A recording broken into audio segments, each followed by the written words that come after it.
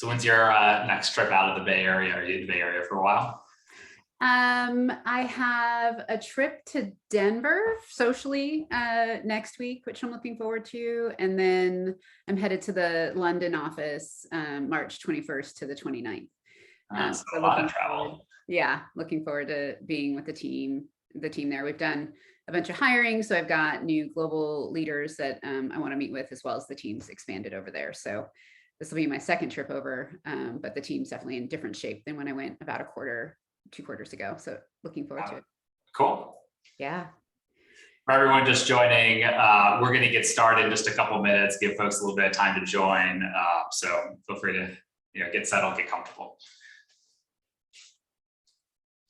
Denver going to be any skiing, or is it?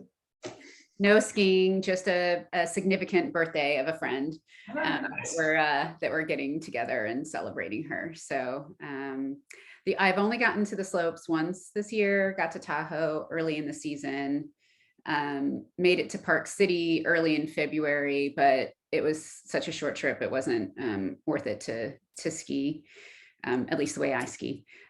So how about you? Have you gotten skiing this year? No, and I haven't skied since before the pandemic started. And so I'm like way overdue at this point. Yeah, you need a good Colorado trip. You should do a larger family trip, get everyone out there together. That's exactly what we need. Yeah. I'm talking with Jess. I'm like, how young can we get someone on skis? Is 6 months too young? I think she needs to learn how to crawl before she could ski. So I've seen parents with the packs with their kids in it, and I'm skiing, and I'm like, I think that child's just going to be like an airbag for you if you go down. Like, I don't know how confident. It's a little scary, huh? Right. How confident of a skier you have to be to strap your child onto your body. I would say do not fall in that bucket. I mean, I'm a pretty confident skier, but I still don't think I would opt for I think that would make me a little nervous. The internet is full of adorable videos of very small children skiing and snowboarding. So I understand that it is possible, but yeah, we shall see. You have a different family profile for that. All right, well, why don't we go ahead and get started? I think folks will continue to join us over the coming minutes, but first of all, thank you everybody for joining us today. My name is Rob Sadow. I'm the CEO and co-founder at Scoop. For a quick background on Scoop, we specialize in helping teams and companies be successful at hybrid work. And so our customers range from the Fortune 100 all the way to hypergrowth startups. We provide solutions to help hybrid teams with coordination, engagement, desk assignments, insights on how people are using your workplace safety. So all the things you need to be successful at hybrid work. Today, I'm really excited, and I hope all of you are too, because we get to spend time with Cynthia, who is a great friend and a fantastic leader. So Cynthia, I really appreciate you being here with us. For a quick background on Cynthia, so Cynthia Taylor is the Global VP of Customer Success at Culture Amp. She has a long history and experience in this space, thinking about employee experience in a number of different avenues. She has teams across Europe and North America and APAC, which will make for some interesting insight as we have this conversation. And her team support over 25 million, I believe it is, employees across thousands, I believe it's north of 4,000 companies, you had told me, to create a better world of work for folks through Culture Amp and the Culture Amp platform. So Cynthia's in the Bay Area with her husband and her 2 teen daughters. Cynthia, thank you so much for being with us. Oh my gosh, thank you. What a pleasure. It's so great to be back in the Scoop fold and have a conversation with you and share some of our combined insights that we've had as we've gone through and navigated this COVID-19 situation together, and really talking about getting on the other side of it now, which is a conversation I welcome. Awesome. Me too.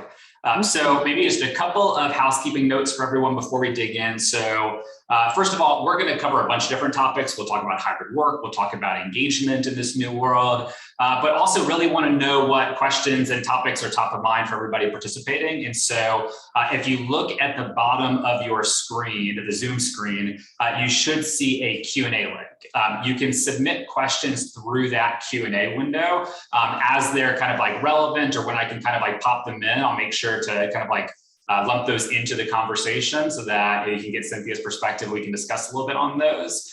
There is also an upvote feature within that Q&A. And so you can click the thumbs up icon next to anybody else's question or topic as something that you're also interested in. And when you do that, it'll kind of raise to the top and it'll give us something to anchor around in terms of where we prioritize topics or questions that we spend time on. Cool. All right, so let's get started. So today we're going to talk a lot about employee engagement, how that's changed in the last couple of years. But before we talk about the topic broadly, we'd love to dig into your personal experience and how has work and your relationship with the office or the workplace changed since the beginning of COVID-19? Yeah, so dramatically, right? Just every part of the way we work has really changed, at least in my view. Firstly, I onboarded at a new company at Culture Amp remotely. So my first day was January 25th of 2021, which was an amazing process to go through, particularly for a company that is so culture focused in determining how do you onboard to both the culture as well as the role in the team. In this year, we've hired over 50 people remotely, and we have more geographically dispersed employees, which provides its own opportunities and challenges than we had as a muscle that we had built in hiring before. And so that has both been a learning for me as a leader, but as well as the organization, as we've really learned how to tap talent in multiple markets. We tested the water in the early days through 21, where I was really craving, I'm a connector, as you would know by nature, so wanting to have some in-person meetings. And so we started with testing the water with small in-person strategy sessions in my home at a WeWork of just finding those opportunities for connection, which was helpful in both the cultural aspects as well as just fast forwarding our work together. My first day in the office was last November in London. So the first time I walked into a Culture Amp office, saw the branding, felt the vibe, got all the energy, was in London in that little dip we had in COVID before Omicron, which was fantastic. That team has been together, that GM and that market has been there for over 5 years. So it was a great injection of culture. And then most recently, in the last couple of weeks, we just opened our San Francisco office. We had let go of our lease actually in the market.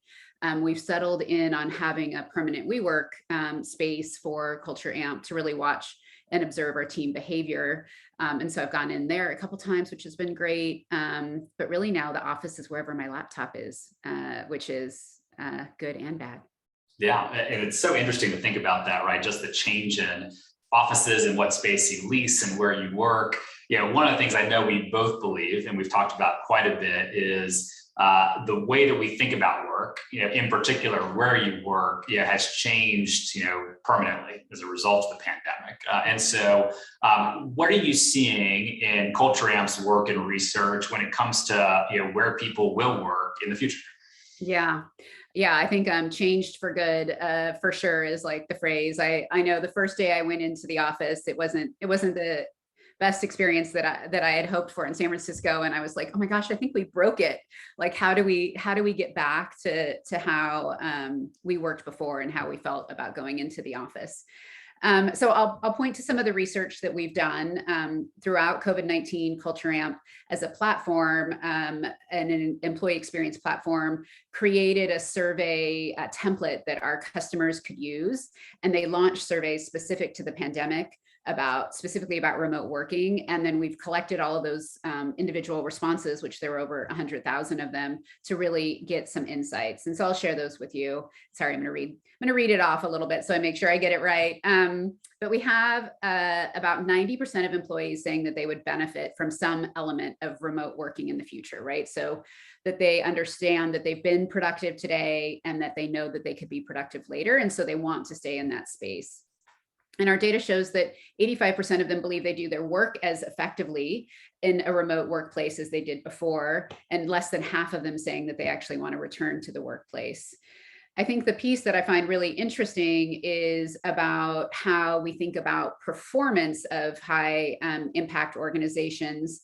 And so if you think about organizations that were fully in the office, Now those companies, over half of them are saying that they will continue to have the majority of their workforce be remote. What gives them the confidence of doing that is really the fact that they've been able to see the performance of the organization, 70% and higher, saying that they are achieving the same or increased demand for their products and services, that more than half of those companies have been able to keep their original performance goals since before COVID.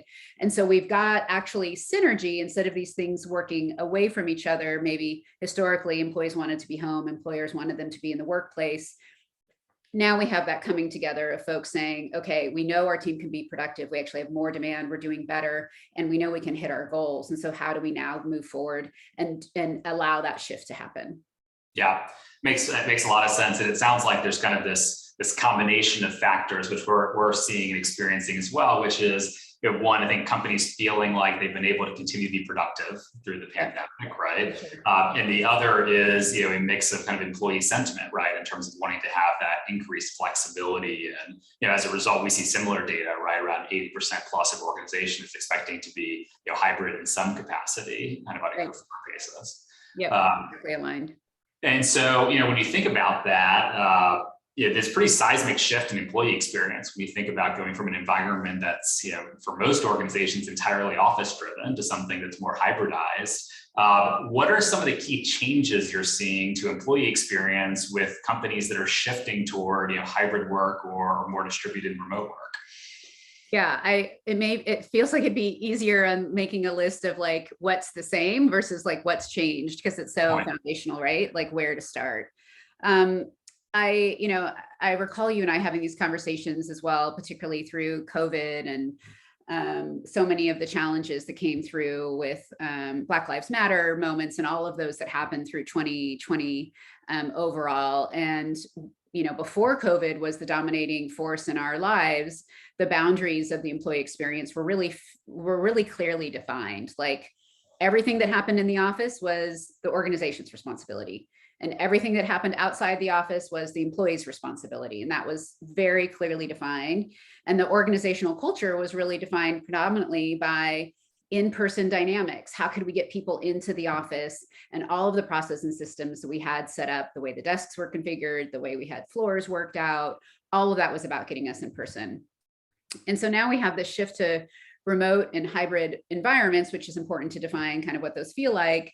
And we've introduced all of this uncertainty and change, which we have to manage. And so, we have less IRL, that in real life work experience with managers and coworkers. There's less informal chats, which you could see as being more productive or less productive.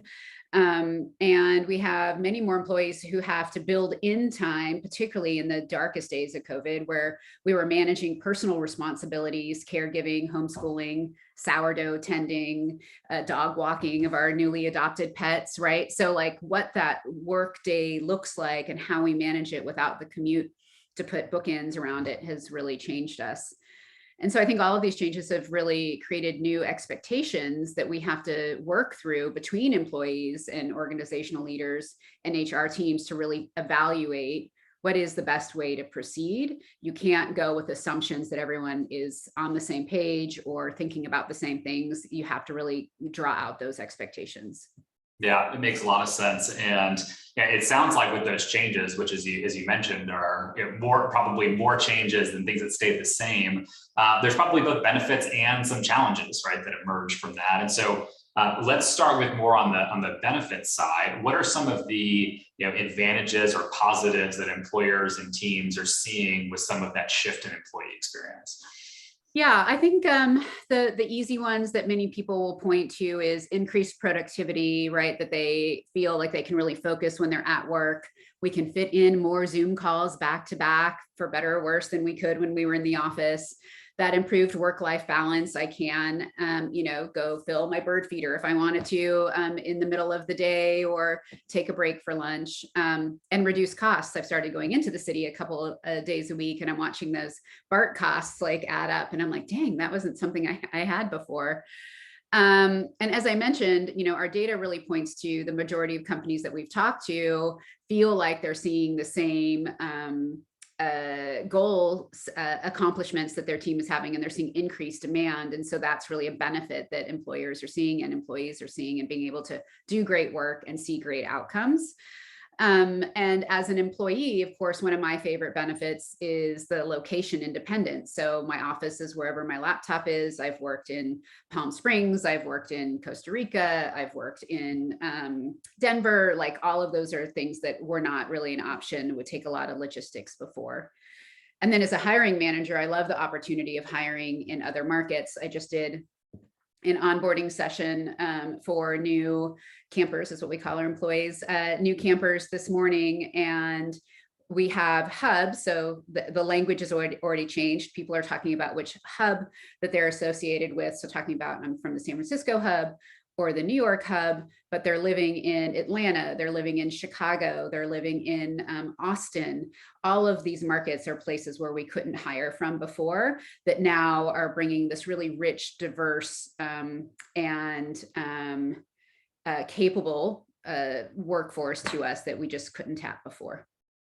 Yeah, and that sounds like a bunch of different benefits. And one of the other things that we see, especially in a lot of the employee-facing research that we do, is just the appreciation of being able to work outside of the office is sometimes being more casual or more comfortable. You know, the idea that, you know, I can wake up, sometimes I can wear sweats, sit at my dining table if I need to, and I can work and save myself that commute time or other things I have to do, be able to take care of personal things. There's some real benefits to that casualness and flexibility I think people are finding as well. Totally. In a customer facing role, we don't get that. We don't get so much of that, but I certainly might see it in my product team or in other teams. But yeah, I certainly appreciate that. Totally. All right, so let's talk about the flip side of that. So with all this change, like, what are some of the things that are kind of harder or maybe more challenging for employees and employers to get right in this new experience? Yeah, I think we've all had those conversations, either hopefully with our leaders or peers, but also with our friends and family, around that blurred work-life boundaries, right? Because you can work in your pajamas. Does that mean you log on earlier or you work later?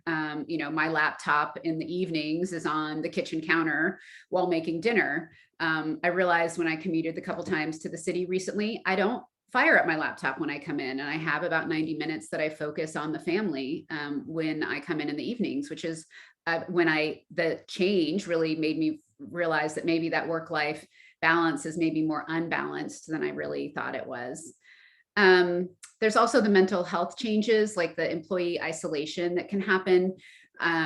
We all have stories around this. I have this one woman who's in our talent acquisition team who's amazing, Leah, and she had COVID. It was Christmas. She ended up alone, right? And you're thinking, oh my gosh, like, this is like just something you would not want to have happen to anyone.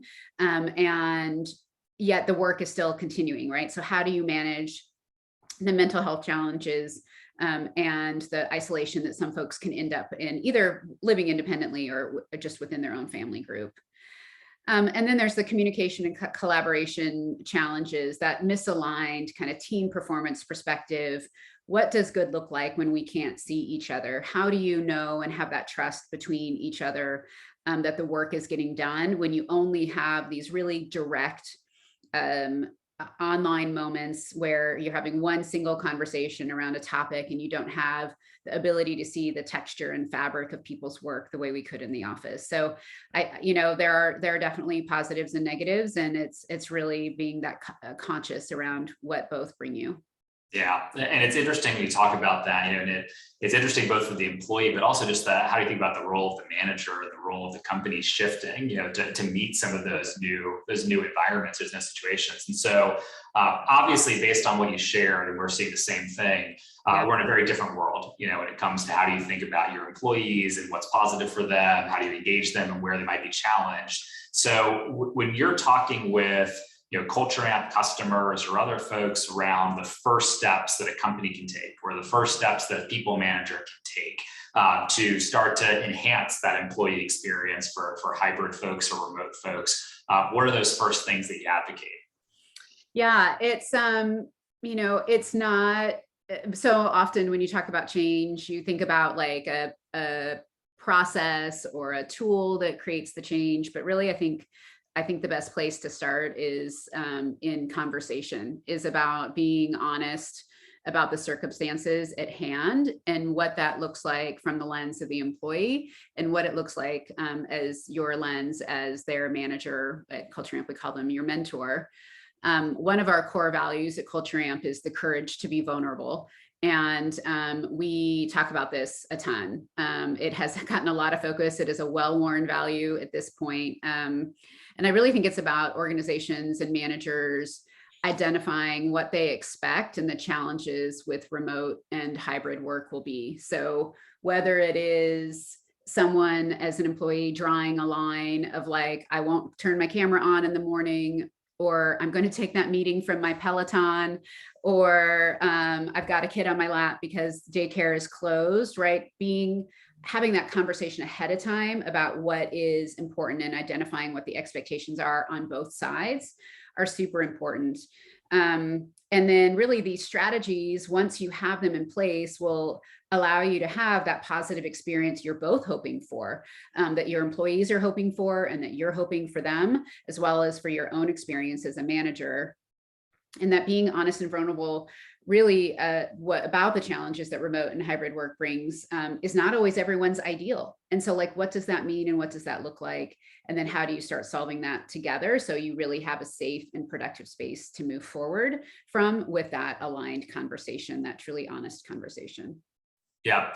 And I noticed that there's a question that was asked around not just how do you think about making the experience better for remote and hybrid employees, but also for folks that prefer to be in the office. And so we're going to talk a little bit first around that kind of remote and hybrid experience, and then we'll shift a little bit more to the in-office experience and make sure we cover some of that as well. So I want to revisit, Cynthia, a topic that you mentioned a second ago, which was around vulnerability.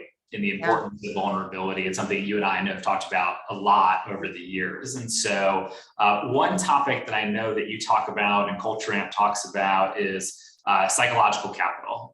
And how do you think about that as it relates to, to being vulnerable and building strong relationships that way? What does that concept mean to you? And why do you think it's that much more important in a hybrid team setting? Yeah, I think the piece to think about as you use a phrase like courage to be vulnerable or the concept of psychological capital is really thinking about how can you foster these environments within your business. And one of my favorite acronyms that I've learned since I've come to Culture Amp is this acronym called around psychological capital, which is called HERO. And so the pieces that make up psychological capital are, this is very psychological, so I'm so glad we have awesome people science folks with us. But we have hope, efficacy, resilience, and optimism. And that spells out HERO, which really represents, I think, the hero within each of us. And when you foster that hope, efficacy, reliance, and optimism, you really are helping to get that transference of what you got within your work environment before and pulling that into your remote or hybrid work environment. The awesome piece about the HERO methodology or concept is that from a psychological stance, it's defined as a state. Like you can grow, you can develop, you can foster psychological capital. It's not a trait, so much like growth mindset, right? It's not something you're born with. It's something that you can actually feed and foster within your own self and within your team. And so it's important in this hybrid team setting because it's a great way to bolster employees, particularly in times of uncertainty and difficult changes and changes which come along with the transition into remote and hybrid environments, right? In between 2020 and 2021, we've had, as we were saying before, COVID, Black Lives Matter, the political challenges that we've had. We now have, Ukraine and all of that's happening. And so the challenges are not stopping. And so if we're in an environment where we know that there's going to continue to be blockers to how we would ideally like to work, having that hero mentality is really going to make the difference and be able to have you gain confidence with your manager and with your employees to overcome the stresses and work barriers that are really coming up. And when you're thinking about what the employee may be experiencing, think about them sitting at home. Maybe they're living alone. Maybe they're doing their work day in and day out. You can't tell. You can see Slack now has my favorite feature, which is the delayed send, but that is sometimes concerning because you don't know when people are working or when things are dropping out, right? And folks have amazingly challenging things that they're navigating as far as anxiety, job security, the uncertainty of the world. So it's really in this moment that we really need that injection of positivity, that hope and confidence from the person leading them. And that's a challenge. It's a burden as a leader, right? To come in and to be fostering that and to think about that. And so we really want the work environment to be when we feel that things are happening to us, that we can't, we want to ensure that we are helping folks to change that feeling of helplessness. Yeah. We turn that around, and fostering that resilience as a manager can really help them use their skills and knowledge to help them achieve what they're looking for. And by supporting access to different people within your organization, whether you have a great P&E team, whether you have informal mentors, ERGs to lean on, right? These are all areas that can really help foster and bolster that contribution to a sense of optimism, and helps you really thinking about like, how does the past really help you think about your appreciation for the present and the opportunities you're really seeking in the future, and that these setbacks aren't really turning people into a space where they're stuck, but you're actually helping move them forward. So it's a lot to encapsulate, but it's foundational in the connection that you have. And it really is that evolving role of the employer where, because we are now in people's homes, we're really so much a part of every part of their life. Yeah, interesting. It's such an interesting topic, and there's actually a question that came up that relates to this I want to get to in a second. A lot of managers, I think, have different relationships with the concept of vulnerability, and I think a number of the folks with us today are probably people leaders who are thinking about coaching other folks in their organization on how to do this better. What are some of the things that you would do to encourage managers to get comfortable with the idea of being vulnerable? And how do you kind of like find that line between being hopeful and optimistic, while at the same time recognizing that, like, for a lot of folks, maybe everything isn't okay and they're not comfortable with the state of the world or kind of things that are going on. It seems like a fine kind of like balance to try and find. Yeah, it is a very fine line. One of the magic pieces that I've seen at Culture Amp, and I actually just pulled up the Confluence page as we were talking, is we have golden side behaviors, and then we have shadow side behaviors. And that shadow side of a behavior around a value is like just gold, right? Of really thinking about, to the person's question around positivity, is if you are here to amplify others, again, one of our values, we want to recognize people, we want to succeed together, we want to grow others, we want to create opportunities. That's all awesome golden side behavior. But the shadow side is that can show up as like inauthentic amplification. It can show up as like selective. It cannot be hearing people's preferences, or it could be like excessive positivity, right? And so balancing and having a really clear conversation around what is the golden side of behaviors, what is it we're looking to do, and also being really clear and explicit about like, how does that show up in negative ways, and balancing those two things so that you can start and continue leaning into the golden side and really stop those shadow side behaviors. And you have to have both. If you don't provide constructive criticism, feedback, have hard conversations and label them as hard conversations, the team will actually stop trusting your positive and golden side kind of amplifying behaviors. And so finding that right space to have both. We just completed performance cycle reviews of our team, and almost everyone who's a high performer asked for more critical feedback because they want to grow. So I think having that conversation and integrating it into all of the work that you do is, I think, the way I've managed that. Yeah, and to me, a couple of the takeaways from what you just said, feel like part of the importance of being vulnerable as a leader, as a manager, is being able to talk about when things, maybe for you personally, like aren't great. What are you struggling with? What's hard? How do you feel? And that authenticity, it sounds like, is part of what enables you to also be hopeful and optimistic, but do that in a way that comes across as real, versus like you're putting on a face or a facade in terms of the way that you actually feel or how things are going. Is that right? Yeah, absolutely. The courage to be vulnerable is not an expectation you can have of others if you don't demonstrate it yourself. And so I find lots of examples. I have plenty of examples to share when I'm not at my best, not something didn't come out the way I wanted it to, that I felt like in reflection I could have been better. And I am consistent about sharing that with the team, and I see that pay back in the way the team also approaches their work. That's great. So shifting gears just a little bit around this, one of the things that I know you've talked about a lot at Culture Amp, we've talked about in the past, is especially in this hybrid world, what does it mean to like set really clear expectations? And so I know that's a hot topic for you. Why does that matter? And why is that particularly important in a more hybrid world? Yeah, I think when we've been talking about how we hope to show up at work, what we're asking people to manage in their personal lives, we're really thinking about aligning the members of our teams and ensuring that we have clear expectations and strategies that can be leveraged in order to clarify those expectations. So a great place to start, if you're like, what does this expectation mean, is just thinking about virtual agreements. So what does a virtual agreement look like? It can really allow us to create consensus around important work styles that facilitate collaboration and cohesion.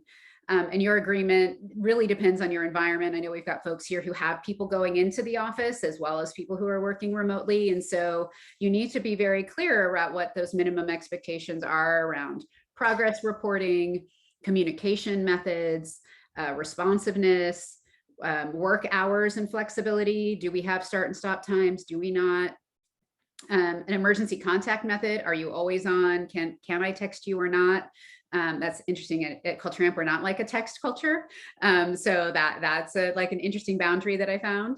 And then micromanaging and really managing that level of autonomy. Can we have a shared inbox where we can view each other's work so we can keep things going? Or is that a level of autonomy that you want to manage yourself?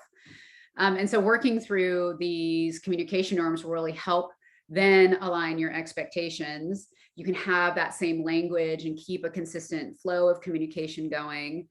And really bringing that to life allows you to have contingency plans for all of the other stuff, because life, fires in California, like all the other things like come up. And so I think a perfect example of that is, Rob, the technology that Scoop's working on and has deployed is really about thinking about the ability to enable managers to set expectations on in-office days. It's a great example of a virtual agreement. So you have an expectation, you've had a conversation, you have a tool, you have visibility, and you've eased the friction in something that could be pretty tough, but really then has an enablement factor and really can empower the team in a way that they couldn't before the tool.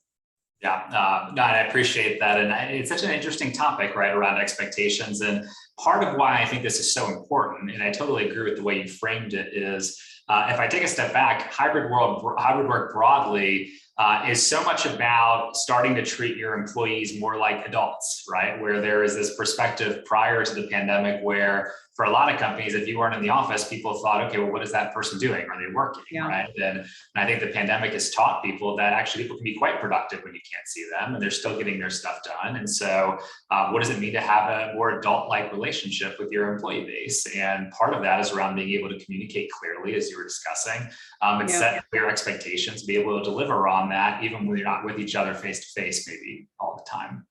Absolutely. Yeah. Another value that we have is trusting people to own decisions, which is it has evolved over time. And a lot of that is about being accountable, right? And so you can do that in an environment where you have constructive feedback in place, where you're able to support decisions and you have that accountability that allows you to trust others, to treat them like adults, because you know that they're going to do the best that they can with it because you're trusting them. That word trust is so key. Totally. So one of the things that you talked about was or kind of like implicit in a way in thinking about how do you set expectations clearly, how do you build trust, is the nature of the one-on-one, the conversation that a manager and a team member have. And that's always been a critical part of the infrastructure, so to speak. And how do you think about relationship building and team development? And so one-on-ones, obviously a little bit different when you're not face-to-face. Sometimes you may not pick up the same context or emotion that you in Zoom as you might otherwise. And so if you advise people managers, like how do you think about helping them have really high quality one-on-one time in a hybrid or remote setting? Totally. Yeah, I had a very busy morning. I just had an opportunity with a new leader to onboard them to how we do one-on-ones at Culture Amp. So it's super top of mind. I think for the first starting point is like checking in with your leadership and your managers, like, are they actually doing one-on-ones? I think there can be an assumption that they're happening. Just double check that, make sure that they're happening, because getting it going can be the first obstacle in many organizations. And there can be a real focus on operational aspects and the work that someone's doing. But actually the most helpful part of the one-on-one, particularly in our new world, is really thinking about how do we support their understanding, the one-on-one, the mentee, the employee that you're talking to. How do you understand how they're doing, and how do you demonstrate that empathy and support? And so we have a platform, if you don't know, but we have a platform that starts with a template. And in that template, we always open with the dialogue between leaders and their team members. We actually have sliders in there where you can rate, the employee rates on like a five different elements on how they're feeling and how they're doing. And we can't always visibly see somebody's body language. We can't have lunch with them in the old days and like have that quiet conversation, a walk and a talk. And so these sliders really allow us to check in with someone. And the example I had this morning is there were 7 items on the agenda, but we only got through 2 of the items because we spent the time on the well-being check-in, thinking about how their work relationships are going, how they're feeling about their productivity, and how they're feeling about their impact overall, which was such a richer conversation to have and left that employee feeling so much better. And so as it relates to their work, asking what's blocking them next. So like, what are the highlights that happened? And then like, what are the blockers, so that you can ensure what the work that you're doing is actually freed up by removing those blockers. As a leader, that's what we're there for. We're not there to do their work for them, but we're there to clear the path, or to be the umbrella for the team. And so having both the well-being check-ins, celebrating what's worked well, and then unblocking them really ends up being the meat of a conversation. And so that structure then gives folks a place to know that they can lean on a process that will elicit the right conversations. It facilitates the right discussion points and creating that honest and trusting relationship, a safe conversation. And you can tackle both those emotional and tactical aspects that are really key to having a high performing team. And then you have the documentation, so you can look at it over time to make sure you capture things, move things on to the next week, and check in and see on the progress that you've done. And so I think having a structure is helpful, but really thinking about if you're, in a customer world, we're not reviewing customer issues. We're really talking about, or opportunities, we're really talking about how is the person focused on their work and how can we best support them? Yeah, got it. So it sounds like making sure you're having one-on-ones, applying the right kind of like structure and mixing the conversations about work, but also personally how they're feeling and some of the topics before seems really, really important in this environment. Totally. So one other question maybe on hybrid. So we talked about a number of different best practices around how do you think about vulnerability, how do you think about expectation alignment, the usage of one-on-ones. Any other best practices or tips that maybe you've implemented at Culture Amp or you've seen customers implement recently that you think really work or kind of help enhance the hybrid experience for employee engagement? Yeah, I've touched on this a bit as we've gone through, but I don't think it's something we talk about enough is the self-care for us as leaders at work. The role of the employer, as I was saying before, has changed so dramatically that we are inside the homes of our employees with their families. My kids can know which leaders on a call, they recognize their voices. Like, how crazy is that? And so I think finding the space to be deliberate about your own self-care and well-being, and really thinking about managing yourself will improve your ability to really listen to others, alleviate their fears and concerns. And again, it's that courage to be vulnerable. If you're doing the work on yourself, it gives you a place to go across that bridge and meet employees where they are at. And you need to walk the talk as far as self-care, be open about it, and let the team see that you're doing it. And so, we're likely encouraging our team to take time off. I had someone saying like, oh, I'm taking, PTO, but I'll be back on Thursday and I'll like log on. And it's like, nope, you're not logging on, right? So make sure you take the time for your own well-being, that you disconnect, that you do. When I go on vacation, I delete all the apps from my phone, like whatever it takes. Also, that you have an opportunity to connect with other leaders and have these conversations, that we have a place to foster that self-care. And that if we do that work, the team will see it and pick it up. And then that you're sharing it with the team, right? And that it's okay to share when you're having a hard day or you're tired or something didn't go your way. And that really ultimately puts you and your employees in a place of power, that you are setting the tone and how you communicate. And so when you share hardships, challenges, you also share the wins. And really, if you can't expect your team to open up if you weren't the one to open up first. And then something that is great around engagement surveys, which is also part of the business that Culture Amp is it really helps check our blind spots. So feedback is a great way to do that, and to have that, as we talked about before, in a very authentic way, not in an inauthentic, positive way, where we're able to get feedback from our team, to be aware of where we could be better, of where we're missing, of areas of focus and things to continue to do, right? That we're doing well and that the team values is really important. So yeah, I think those three aspects of walking the talk for self-care, ensuring that you're demonstrating by doing around creating an open environment, and then having that opportunity for feedback to address blind spots, or like the things as a leader, will help you show up on a consistent basis for your team and empower you in your own work. Yeah, I love that. And one of my favorites that you mentioned, which I do, is the go on vacation, turn off all of the apps, right? Like, so remove things from your phone. One of my favorites that people don't think about very often is notifications come through all the time, and you're just so used to notifications coming through on your phone. When you go on vacation, turn off all the notifications for the apps related to work, Totally. right? And that way, if you have to check at some point, you have to check, but like, don't let it, come in and kind of interrupt your experience. I think it's right. Well, and that includes, like, for me, is like the LinkedIn app, right? So like, I'll remove Slack and I'll remove email or whatever, but like, you get one ping about something through work or related to work via LinkedIn, and I'm like, oh my gosh, I'm like back in it, right? And so I've had to be really intentional about what are all of the places I get signal about work or about my team that I'd like to just pause.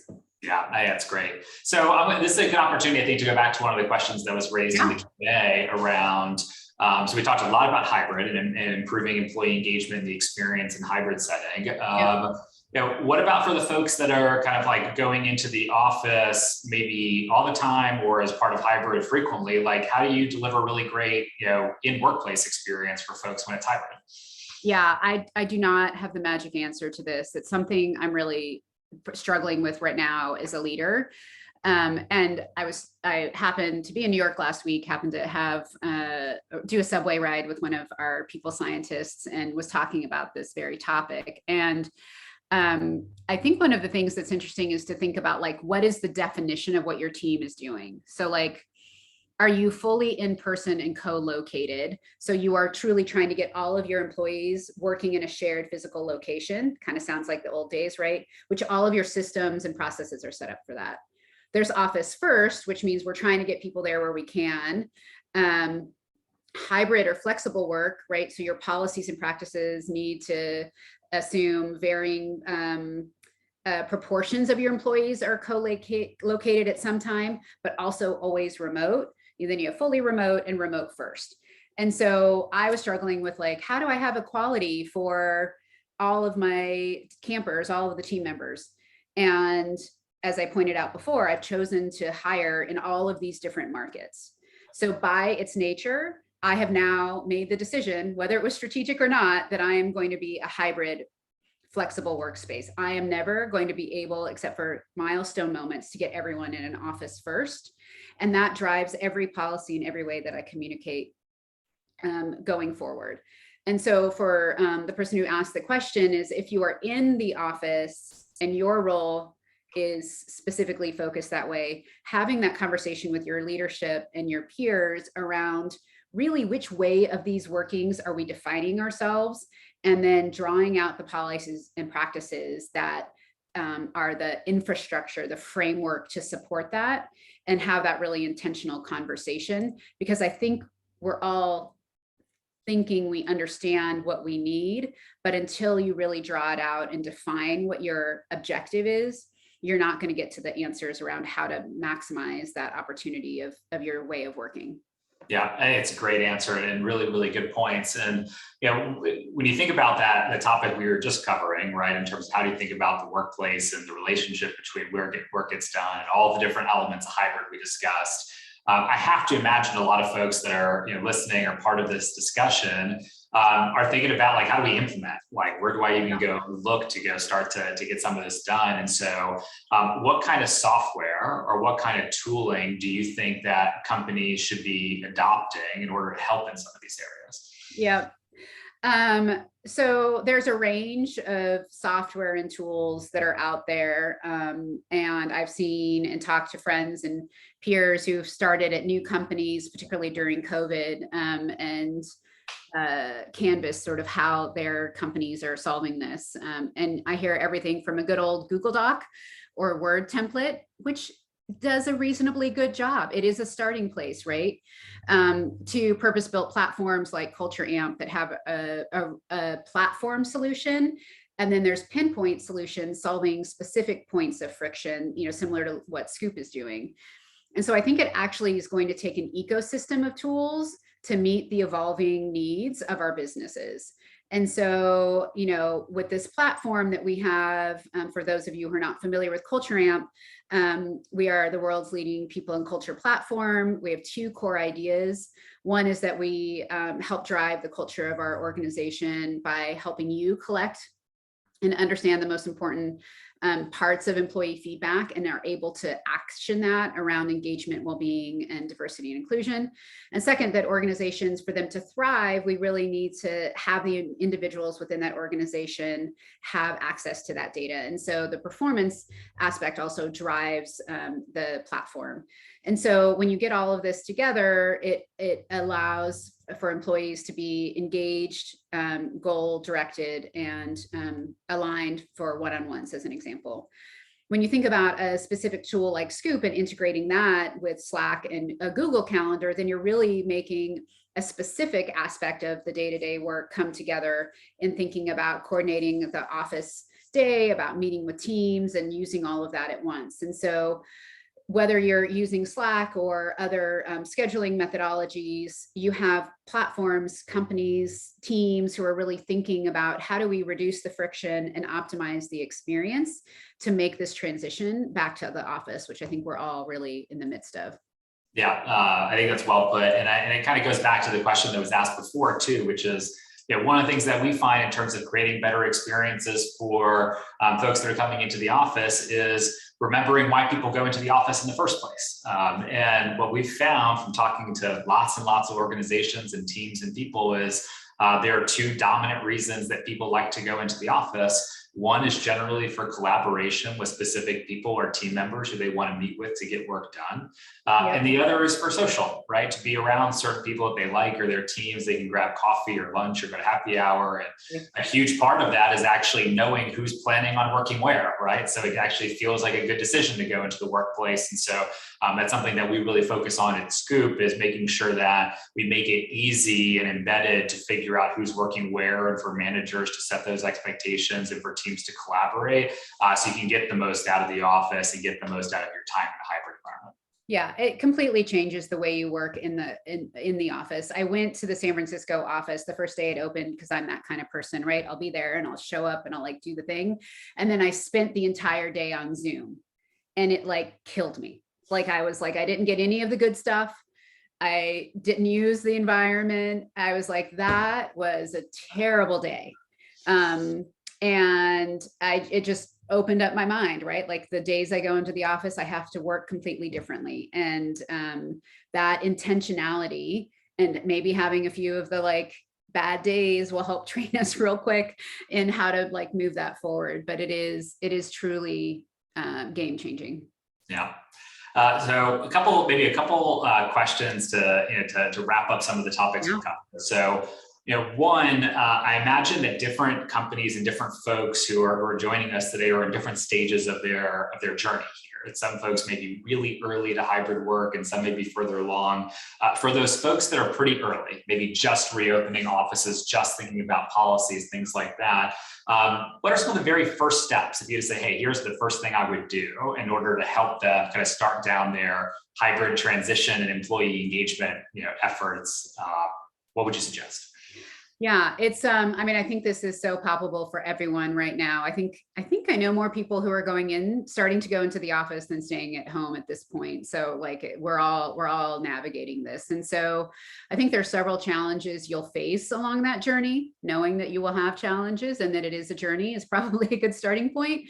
And so you're going to be making decisions, you're going to be adapting your people strategy. And so thinking about these questions is a great place to start. So the first will be, with the world that's changing, what does that mean? What is it becoming? And how can you talk and strategize about it better? So as your leadership group, as you as a leader, thinking about which type of working environment you want, how do you manage it in the world that we have, and how can we facilitate a conversation is like the right place to start.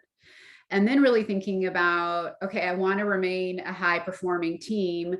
What does that entail? How do I make sure, what are the things that we have to absolutely hit in order to be that high performing team that we need to be, desire to be, hope to be?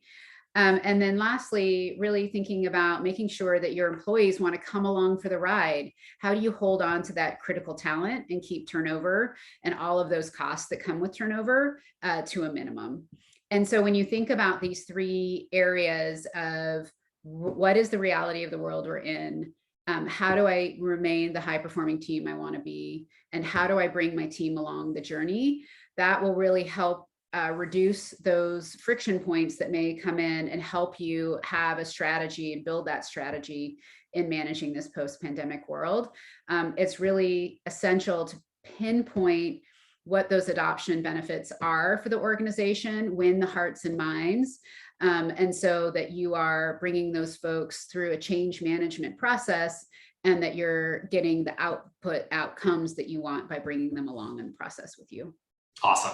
All right, one more quick one for you. So you talked a little bit about how the kind of key questions that you would ask and looking at the future. And so what is one prediction that you have around team engagement in a hybrid world a year from now that might surprise people?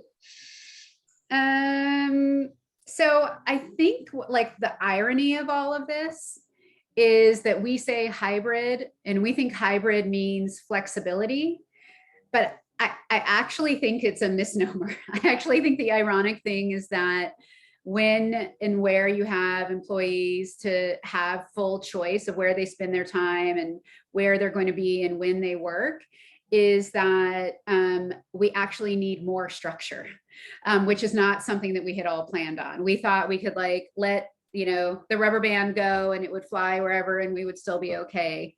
But I think as we have this autonomy in our lives, that we need to have a structure and sociability kind of on the one side that's important to us, and then the independence and flexibility on the other. So my prediction is that this flexibility will actually take higher degrees of structure and discipline.